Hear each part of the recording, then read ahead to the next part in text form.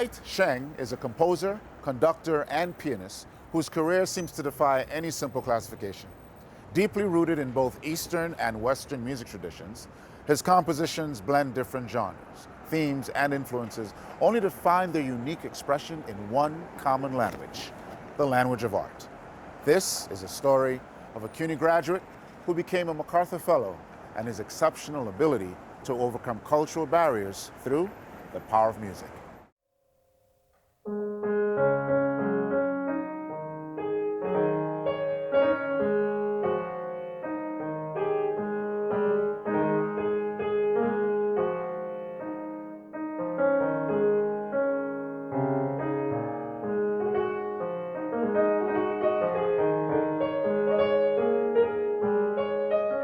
Imagine yourself in the mountains where so many people are singing together, but they're not trained. They don't really sing unison, and they sing whatever they feel like. So you have this interesting dichotomy of sounds, waves coming together. Basically the same gesture, but the details vary. So I wrote a piece called My Song for 4 movements. And the first movement is based on that kind of a phenomenon.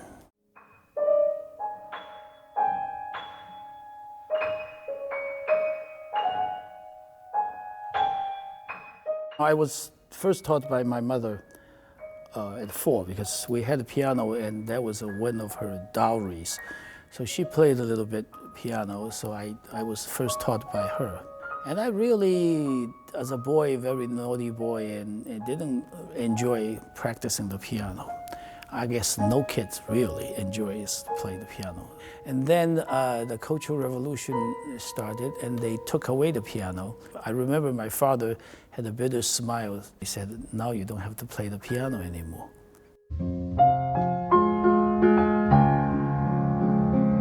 But then after a year, I started to hear over the radio piano music.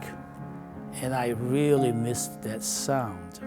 So I made a keyboard made of cardboard and draw the key, and I was practicing on that. I remember I was telling myself, I said, you know, when I grow up, no matter what I do to make a living, I would never forget about music because I just love it so much. To me, at that time, I think for a 13-year-old boy, made a promise to yourself, that's passion. So later on, when the opportunity offered itself, even though it was in Tibet, far away, I jumped into it.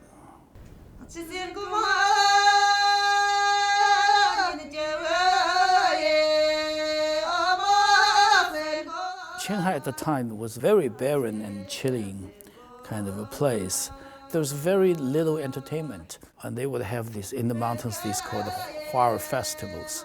Huari was a genre that combines all different ethnic groups where people just sing and for days, and you have food, and it was quite amazing to visit those festivals. Because I was writing music, I was sent down to collect folk music, talk to the musicians. So during those 7 years, I had a first encounter with folk music, Tibetan, and quite a bit of Muslim living there. And I managed to learn their folk songs and use their folk songs as inspiration. And to this day, every once in a while, I still checking up on them, on these folk songs that I sort of grew up with.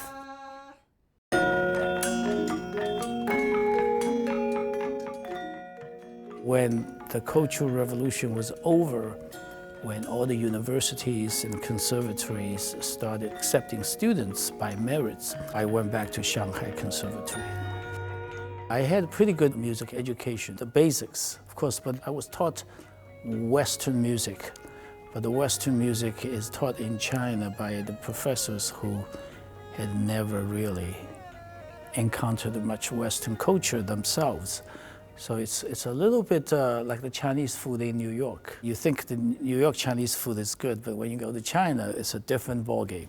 So.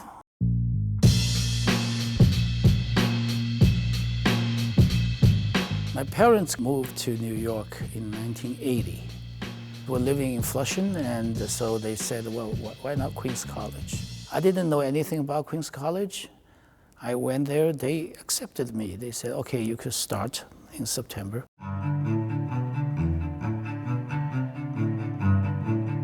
Queens College offered a very good education. It was very important 2 years that filled the gap, or a lot of relearn of the part that classical music that I thought I already knew. I had two very important composition teachers, Hugo Weisgall and George Pearl.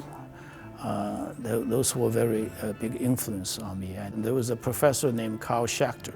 He was teaching a class, Analysis for Performers, which is the theory originally started with. Just help the performers to perceive the long span of composition. And what it did is not only help me to perceive this linear, they call the linear progression, but also very important to help me to change my hearing to mostly linear, which is very useful to this day.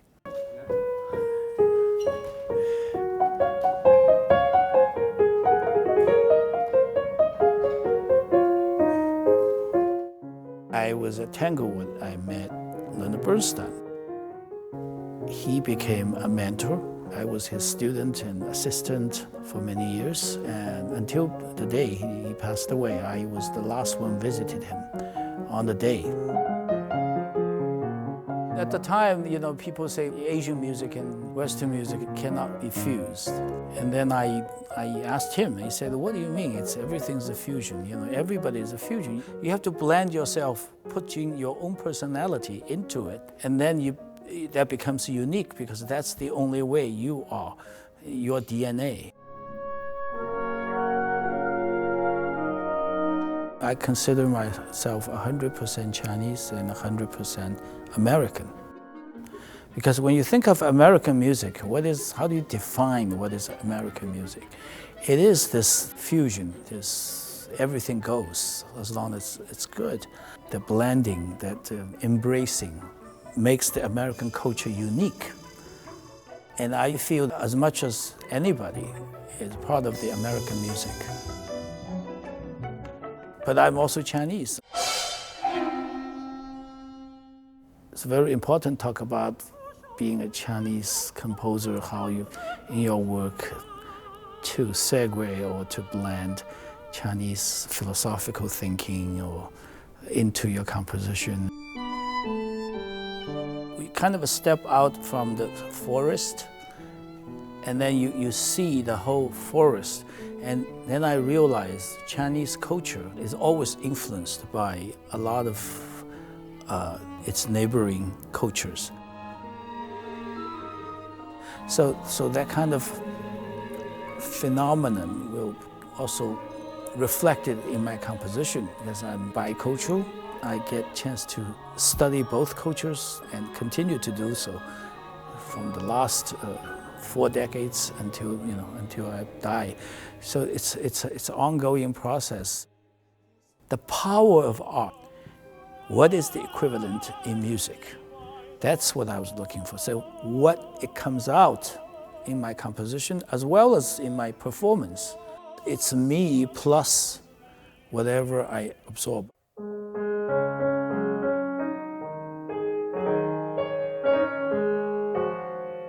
It's not just you're a composer, you're a conductor, you're a performer, pianist, whatever. You're a musician as a whole. And everything is connected, is unified.